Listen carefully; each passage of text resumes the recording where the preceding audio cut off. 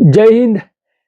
ಯಾರೆಲ್ಲ 2026ರ SSC GD ಎಕ್ಸಾಮ್ನ ಬರಿಬೇಕು ಅಂತ ಕಾಯ್ತಾ ಇದ್ರಿ, ತುಂಬಾ ಕಮೆಂಟ್ಗಳನ್ನ ಕೂಡ ಮಾಡ್ತಾ ಇದ್ರಿ, ಅವ್ರಿಗೆಲ್ಲ ಫೈನಲಿ SSC GD ಆ ಒಂದು ರಿಟರ್ನ್ ಎಕ್ಸಾಮ್ನ ಡೇಟ್ನ ರಿಲೀಸ್ ಮಾಡಿದ್ದಾರೆ. ಇವತ್ತಿನ ವಿಡಿಯೋದಲ್ಲಿ SSC GD 2026ರ ರಿಟರ್ನ್ ಎಕ್ಸಾಮ್ ಡೇಟ್ ಯಾವಾಗ, ಮತ್ತೆ ಎಕ್ಸಾಮ್ ಸಿಲೆಬಸ್ ಹೇಗಿರುತ್ತೆ, ಮತ್ತೆ ಯಾವ ಮೋಡ್ನಲ್ಲಿ ಎಕ್ಸಾಮ್ ಇರುತ್ತೆ ಅಂತ ಫುಲ್ ಡೀಟೇಲ್ ಆಗಿ ಸ್ಟೆಪ್ ಬೈ ಸ್ಟೆಪ್ ಇನ್ಫಾರ್ಮೇಶನ್ ನ ಕೊಡ್ತೀನಿ. ಹಾಗಾಗಿ ವಿಡಿಯೋನ ಸ್ಕಿಪ್ ಮಾಡದೆ ಕೊನೆವರೆಗೂ ನೋಡಿ. ಮತ್ತೆ ಯಾರೆಲ್ಲ ಚಾನಲ್ನ ಫಸ್ಟ್ ಟೈಮ್ ವಿಸಿಟ್ ಮಾಡ್ತಾ ಇದ್ದೀರಾ ಅವರು ಚಾನಲ್ನ ಸಬ್ಸ್ಕ್ರೈಬ್ ಮಾಡ್ಕೊಂಡು ಬೆಲ್ ಐಕನ್ ಕ್ಲಿಕ್ ಮಾಡಿ. ನಿಮಗೆ ಯೂಸ್ಫುಲ್ ಇನ್ಫಾರ್ಮೇಶನ್ ನ ಟೈಮ್ ಟು ಟೈಮ್ ಅಪ್ಡೇಟ್ ಮಾಡ್ತಾ ಇರ್ತೀನಿ.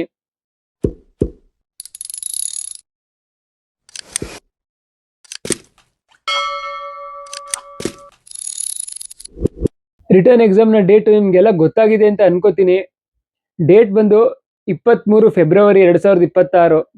ಅಂದ್ರೆ ಇನ್ನ ಎಷ್ಟು ದಿನ ಇದೆ? ಜನವರಿ ಇವಾಗ 3ನೇ ತಾರೀಕು ಇವತ್ತು ಡೇಟು. ಕರೆಕ್ಟಾಗಿ ಇನ್ನ 1 ತಿಂಗಳ ಮೇಲೆ 20 ದಿನ ಇದೆ. ಅಂದ್ರೆ 50 ದಿನ ಅಷ್ಟೇ ಉಳಿದಿದೆ ನಿಮ್ಗೆ. ಯಾರ್ಯಾರು ಇನ್ನ ತಯಾರಿ ಮಾಡೋದಕ್ಕೆ ಸ್ಟಾರ್ಟ್ ಮಾಡಿಲ್ಲ, ಸ್ಟಾರ್ಟ್ ಮಾಡ್ಕೊಳ್ಳಿ. 50 ದಿನ ಅಂದ್ರೆ ಓಡ್ ಬರುತ್ತೆ, ಜಾಸ್ತಿ ಏನಿಲ್ಲ. ಹಾಗಾಗಿ ಇವಾಗ್ಲಿಂದನೇ ಎಷ್ಟು ಹಾರ್ಡ್ ವರ್ಕ್ ನ ಮಾಡ್ಬೇಕು ಅಷ್ಟು ಹಾರ್ಡ್ ವರ್ಕ್ ನ ಮಾಡ್ಕೊಳ್ಳಿ. ಕೆಲವು ಕ್ಯಾಂಡಿಡೇಟ್ಗಳು ಅಪ್ಲೈ ಮಾಡ್ದಾಗಿನಿಂದ ತಯಾರಿನ ಮಾಡ್ತಾ ಇದ್ದೀರಾ. ಕೆಲವರು ಡೇಟ್ ಫಿಕ್ಸ್ ಆಗ್ಲಿ, ಎಕ್ಸಾಮ್ ಡೇಟ್ ಫಿಕ್ಸ್ ಆದ್ಮೇಲೆ ಮಾಡೋಣ ಅಂತ ನೆಗ್ಲೆಕ್ಟ್ ಮಾಡ್ತಾ ಇರ್ತೀರಾ. ಆ ರೀತಿ ನೆಗ್ಲೆಕ್ಟ್ ಮಾಡಕ್ ಹೋಗ್ಬೇಡಿ. ಫೈನಲಿ ಡೇಟ್ ಬಂದಿದೆ ನೋಡಿ. ನಿಮ್ಗೆ 50 ದಿನ ಟೈಮ್ ಇದೆ. ಈ ಎಕ್ಸಾಮ್ ಡೇಟ್ ನ ನೋಟಿಫಿಕೇಶನ್ ನಿನ್ನೆ ಈವ್ನಿಂಗ್ ಅಷ್ಟೇ ಬಿಟ್ಟಿದ್ದಾರೆ. ನಾನು ಡ್ಯೂಟಿಯಲ್ಲಿ ಇದ್ದ ಕಾರಣ ನಿನ್ನೆ ನಿಮ್ಗೆ ಅಪ್ಡೇಟ್ ಮಾಡಕ್ ಆಗ್ಲಿಲ್ಲ. ಹಾಗಾಗಿ ಇವಾಗ ನಿಮ್ಗೆ ಅಪ್ಡೇಟ್ ನ ಮಾಡ್ತಾ ಇದ್ದೀನಿ. ಇವತ್ತಿಂದ ನೀವು 50 ದಿನ ಟೈಮ್ ಇದೆ ಎಕ್ಸಾಮಿಗೆ. ಫೆಬ್ರವರಿ 23ಕ್ಕೆ ಡೇಟ್ ಫಿಕ್ಸ್ ಮಾಡಿದ್ದಾರೆ. ಹಾಗಾಗಿ ಟೈಮ್ ನ ವೇಸ್ಟ್ ಮಾಡದೆ ಎಕ್ಸಾಮ್ಗೆ ಪ್ರಿಪರೇಷನ್ ನ ಮಾಡ್ಕೊಳ್ಳಿ. ಇದ್ರ ಜೊತೆಗೆ ಪ್ರತಿದಿನ ನೀವು ಒನ್ ಅವರ್ ಫಿಸಿಕಲ್ಗೂ ಕೂಡ ಕೊಡಿ ಇವಾಗ್ಲಿಂದನೇ. ಮತ್ತೆ ಫಿಸಿಕಲ್ ಫಿಟ್ ಆಗಿದ್ರೇನೆ ನಿಮ್ಗೆ ಫಿಸಿಕಲ್ ಅಲ್ಲಿ ಈಸಿ ಆಗುತ್ತೆ 5 ಕಿಲೋಮೀಟರ್ನ ಕಂಪ್ಲೀಟ್ ಮಾಡೋದಕ್ಕೆ. ವರ್ಕೌಟ್ ಎಲ್ಲ ಇವಾಗ್ಲಿಂದನೇ ಸ್ಟಾರ್ಟ್ ಮಾಡಿ. ನೀವಿಲ್ಲಿ ನೋಡ್ತಾ ಇರ್ಬೋದು ಸ್ಟಾಫ್ ಸೆಲೆಕ್ಷನ್ ಕಮಿಷನ್ ಅವ್ರದ್ದು ಒಂದು ನೋಟಿಫಿಕೇಶನ್, ಇಂಪಾರ್ಟೆಂಟ್ ನೋಟಿಸ್. ಇದ್ರಲ್ಲಿ ನೋಡಿ name of examination, commencement of examination ಮತ್ತೆ ಕಮೆನ್ಸ್ಮೆಂಟ್ ಆಫ್ ಸೆಲ್ಫ್ ಸ್ಲಾಟಿಂಗ್ ಅಂತ.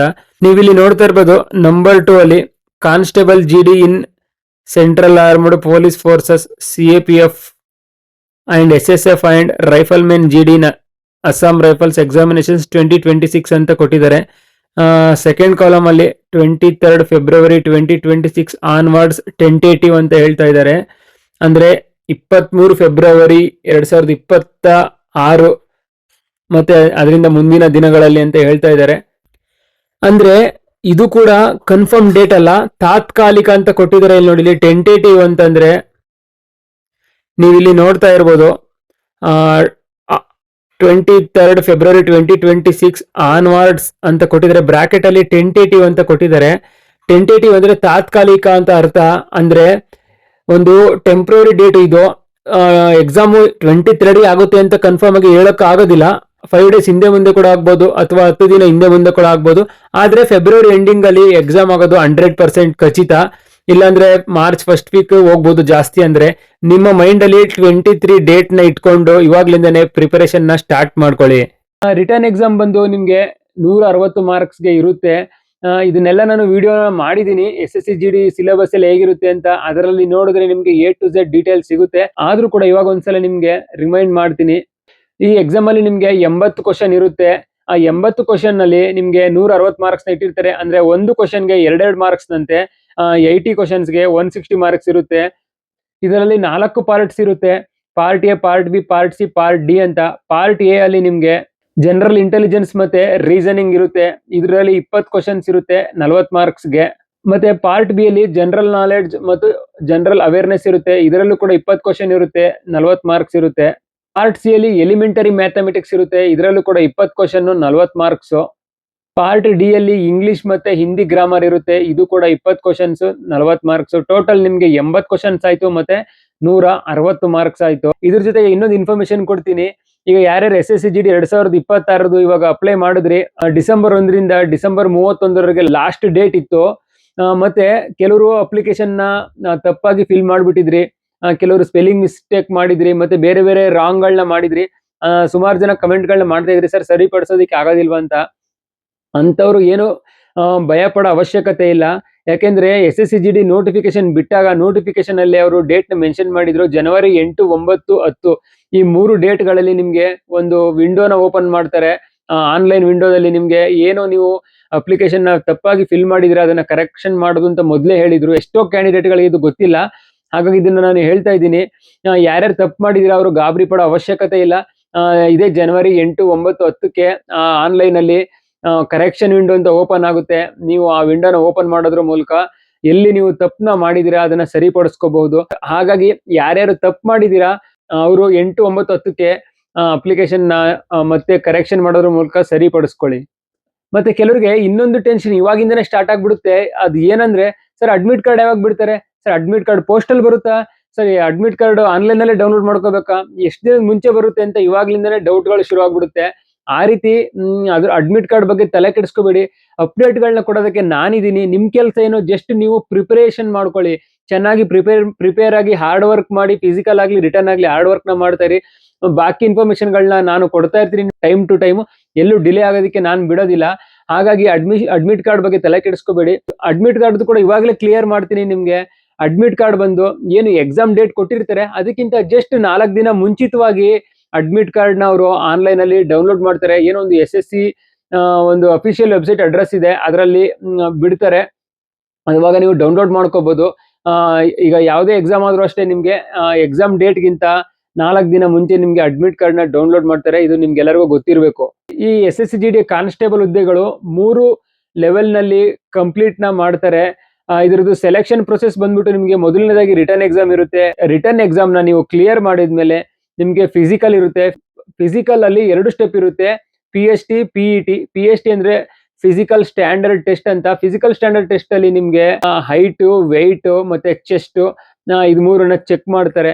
ಫಿಸಿಕಲ್ ಎಫಿಷಿಯನ್ಸಿ ಟೆಸ್ಟ್ ಅಂದ್ರೆ ಅದರಲ್ಲಿ ನಿಮ್ಗೆ 5 ಕಿಲೋಮೀಟರ್ ರನ್ನಿಂಗ್ ಇರುತ್ತೆ. ಅದರಲ್ಲಿ ಮೇಲ್ ಕ್ಯಾಂಡಿಡೇಟ್ಗಳು 24 ನಿಮಿಷದಲ್ಲಿ ಕ್ಲಿಯರ್ ಮಾಡಬೇಕಾಗುತ್ತೆ. ಫಿಮೇಲ್ ಕ್ಯಾಂಡಿಡೇಟ್ಗಳು 1600 ಮೀಟರ್ನ 8.5 ನಿಮಿಷದಲ್ಲಿ ಕ್ಲಿಯರ್ ಮಾಡಬೇಕಾಗುತ್ತೆ. ನೀವು ಇದನ್ನು ಕ್ಲಿಯರ್ ಮಾಡ್ತು ಅಂತ ಅಂದ್ರೆ ನೆಕ್ಸ್ಟ್ ನಿಮ್ಗೆ ಡಾಕ್ಯುಮೆಂಟ್ ವೆರಿಫಿಕೇಶನ್ ಮತ್ತೆ ಮೆಡಿಕಲ್, ಏನೋ ಒಂದು DME ಅಂತ ಹೇಳ್ತೀವಿ, ಡೀಟೇಲ್ಡ್ ಮೆಡಿಕಲ್ ಎಕ್ಸಾಮ್ ಅಂತ, ಅದಿರುತ್ತೆ. ನೀವು ಡಾಕ್ಯುಮೆಂಟ್ ಅಲ್ಲಿ ಎಲ್ಲ ಕ್ಲಿಯರ್ ಮಾಡ್ಬಿಟ್ರೆ ಅಲ್ಲೇ ನಿಮ್ಗೆ ಮೆಡಿಕಲ್ ಕೂಡ ಮಾಡಿ ಮತ್ತೆ ಫೈನಲ್ ಕಟ್ ಆಫ್ ನ ಮಾಡ್ತಾರೆ. ಇದಿಷ್ಟು ಆಗೋದಕ್ಕೆ ನಿಮ್ಗೆ 6 ರಿಂದ 8 ತಿಂಗಳ ಟೈಮ್ ಹಿಡಿಯುತ್ತೆ.